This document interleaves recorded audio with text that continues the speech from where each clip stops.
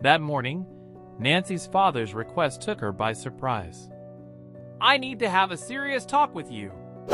My health is not what it used to be, and it's getting harder to do business," began Rupert Johnson. Nancy looked at her father lovingly and touched his hand reassuringly. "I think it's time for you to take over the company. I'm sure that the years of study at Harvard Business School were not in vain," the aging businessman added. Upon hearing her father's words, Nancy happily jumped at the idea. She herself had already understood that the sooner she became involved in the family business, the better it would be for the family. Nancy knew that it was hard for her father. After the death of her mother, his health was declining. When Rupert offered his daughter to head the company, he knew that she would say yes. "You see, I've been so sick recently that I do not have time to deal with important personnel issues. First of all, we are in critical need of a new deputy director. Michael Brown came highly recommended. He has a great reputation, a Yale graduate with solid work experience. Can you take a closer look at him?" asked the businessman. Nancy looked into her father's tired eyes and hurried to convince him that she would do everything right. To begin with, she began to collect all available information on the prospective deputy director. Of course, in the digital age, it was not a difficult task. Nancy did not find anything bad about the candidate. Michael Brown's reputation was impeccable. His references from previous jobs were extremely positive. So why does such a first-class specialist want to work for a company in trouble? He could get hired almost anywhere, Nancy thought skeptically. All this was very strange, and in order to understand what was going on, it was necessary to take a closer look at Michael. Nancy made a plan to accomplish this task. At first, she decided to have a phone call with Michael. Nancy deliberately declined a face-to-face meeting in order to ensure that Michael was comfortable in a familiar place. Let him think that the company is in his hands. Let's see what he'll do, thought Nancy. She chose to spice up the situation even though it wasn't totally necessary. Michael Brown immediately took the reins of power into his own hands. He took over the company the next day. The man was very intelligent and demonstrated a strong desire to change the company for the better. At the same time, a new employee named Amanda joined the company. Relying on a good recommendation from Nancy Johnson, Amanda quickly became a member of the team.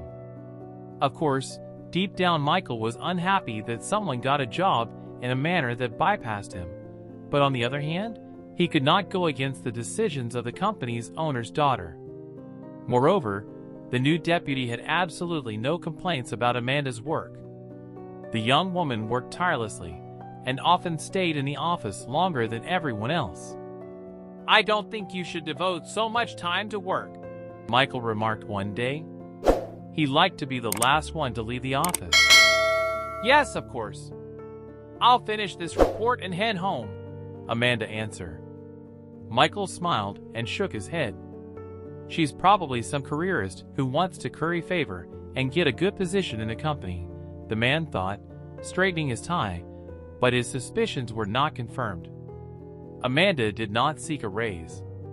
She simply worked hard and delved into all the intricacies of her profession. She became friends with Jacob, whose desk was next to hers.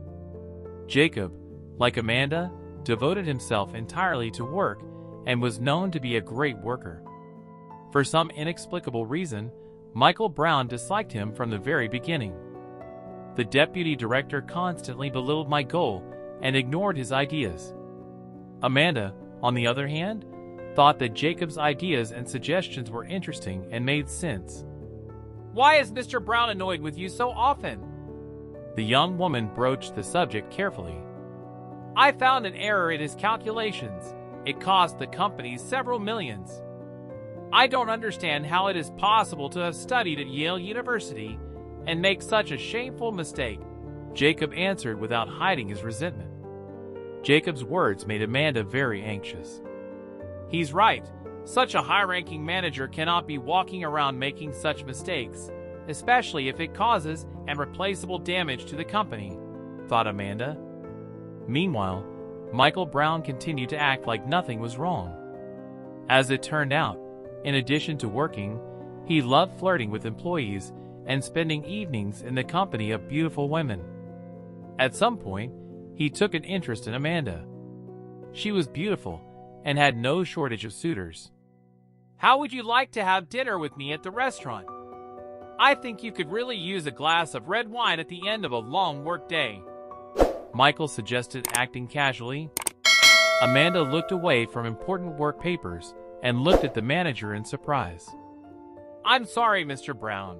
Today is not a good day, and I don't think it's a good idea in general," the young woman answered politely. Of course, the refusal upset Michael, which was evident from his facial expression.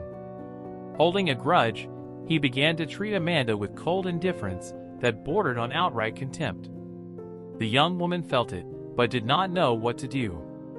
As the company's deputy director, Michael had virtually unlimited power at the time.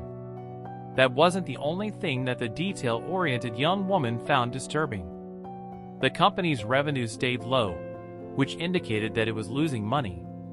Jacob noticed this as well, and had spoken to Michael about it on numerous occasions. But instead of trying to determine the cause of the losses, the deputy director preferred to pretend that nothing was wrong. This went on for several weeks. Then Amanda overheard a very strange conversation. The young woman heard it by sheer accident. A different set of circumstances would prevent her from hearing it at all. At the end of the day, when Amanda walked past Michael's office, she heard a snippet of a conversation. "Can't take that kind of risk anymore. Do you understand? I need to be more careful. Everyone around me is looking for the mole, only I'm pretending that nothing is happening." Michael got visibly angrier and slammed his hand on the table. This was followed by a tirade claiming that he could not continue making terrible deals to the detriment of the company. At the end of the conversation, Michael agreed to make another deal that would completely ruin Rupert Johnson's company. Hearing this, Amanda turned pale. She knew that the signing of the contract was scheduled for the following day. She had very little time remaining to make the right decision. Without a moment's hesitation, Amanda took out her phone and made one extremely important phone call. The following day, in anticipation of signing the deliberately unfavorable contract, the deputy director was in a good mood. He was friendly with his employees and made a lot of jokes. But when the secretary informed Michael that the daughter of the company's owner will join him for the signing of the contract, his face changed instantly. "Why is the spoiled rich brat coming now? Maybe she's suspecting something," the businessman wondered. Soon representatives of the partner company arrived at the office, and the deputy director had no time to think. To Michael's dismay, Nancy Johnson was running late for some reason and asked him not to sign the contract without her. The company's employees were surprised when Nancy Johnson did not show up at the appointed time. Instead, Amanda entered the office and, with an air of importance and confidence, announced that the negotiations were canceled. "What? Who are you to make such decisions? What are you even doing here?" Michael Brown fumed. Everyone present became visibly tense. Only Amanda behaved confidently and naturally. "You're fired, Michael. I am Nancy Johnson. After all, you've never seen me in person since we only talked on the phone. That's why I decided to take the opportunity to go undercover in my own company. I know that you work for our competitors and deliberately made horrible deals. Yesterday, I called my dad, and your letter of dismissal has already been signed," Nancy announced in an authoritative tone of voice. Only at that point did Michael realize that he had fallen into a well-placed trap under the guise of Amanda. Nancy outwitted him and left him in the cold, lowering his head. The man left the conference room along with representatives of the front company. After that, Nancy publicly announced to the staff that Jacob White would be appointed the new deputy director. He was chosen because of his intelligence and perseverance. Nancy came to appreciate Jacob's professionalism and devotion, so she decided to repay him in kind. On top of that, Jacob and Nancy became a couple. This, however, did not make them lose sight of reality, and they continued working for the benefit of the company. About 6 months later, the young couple got married. This act forever weaved their lives together.